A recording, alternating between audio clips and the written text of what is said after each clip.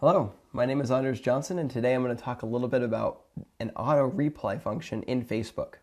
Now, if you're planning on going on vacation soon, or if you're going to be out on a business trip, if you're just going to be away from Facebook for a while, it might be easiest if your friends enjoy speaking with you quite often on Facebook to have an auto reply set up, much like a voicemail box, an answering machine at home, or the autoresponder on your email.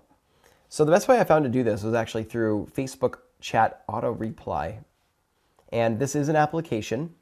It's called FB Chat Auto Reply. So if you type it into your search box at the top of the page, you should be able to find it. Just click on it.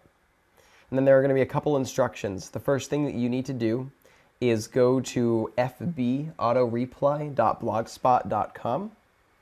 and you will find a program along with the instructions on using it. First thing we need to do, click Connect.